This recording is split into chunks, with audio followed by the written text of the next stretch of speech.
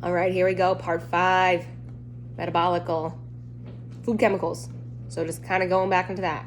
So we have BHA and BHT, or butylated hydroxynol, or butylated hydroxylone.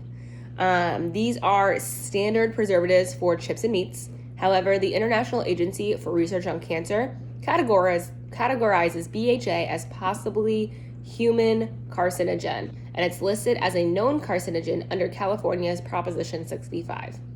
Then you have propylgallate. Propylgallate is a preservative in products that contain fats such as sausage, vegetable oil, soup bases, and even chewing gum. There's some evidence that suggests it may also have estrogenic activity, so it basically messes up your hormones. Then we have nitrates and nitrites. Nitrates and nitrates are the preservatives in cured meats such as bacon, salami, sausages, and hot dogs. Although they can prolong a food shelf life and give it an attractive hue, they're directly implicated in human disease. Nitrates turn into nitrites, which react with amino acids to form nitrosamines, which then react with nitrogen to form nitrosaurines.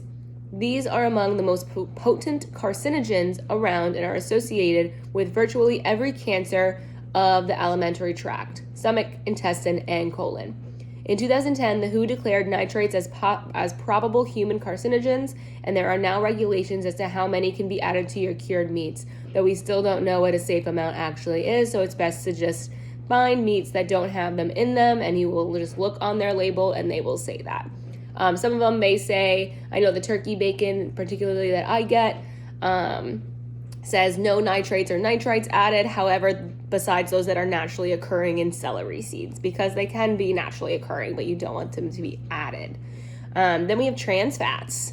Trans fats were probably the single most important reason for the advent and success of processed food. Invented in 1911, the first trans fat, called Crisco, we all remember Crisco, hit the market, and by 1920, virtually every bakery product sold in America was laced with it, since it acts as a preservative and a hardening agent.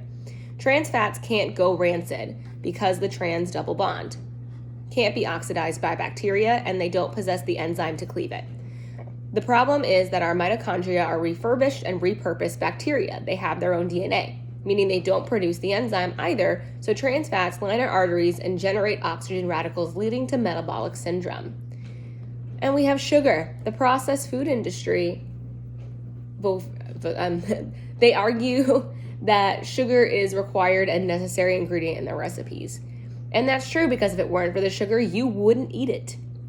And their profits would dwindle because it's all about the money.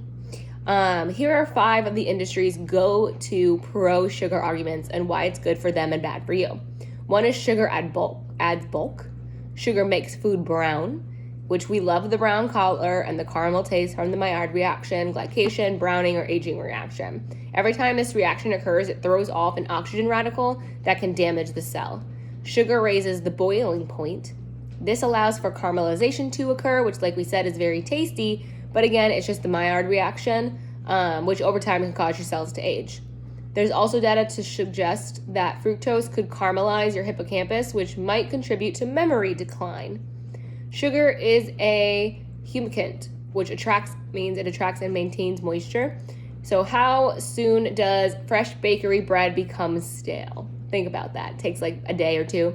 How about grocery store commercial bread? How long does that stay soft? Really long time. A couple days, 10 days, week, 2 weeks, 3 weeks sometimes. Ever wonder why? In commercial bread, the baker adds sugar to take the place of water, known as water activity. Sugar doesn't evaporate, but instead takes up space in the bread while holding on to water during baking, so the loaf stays moist. Sugar is a preservative. Have you ever left soda at room temperature? Of course, the carbonation escapes and it goes flat, but bacteria and yeast, they never grow in it. So, do with that information what you will. If you have any questions on food chemicals, part 5, feel free to drop a comment below.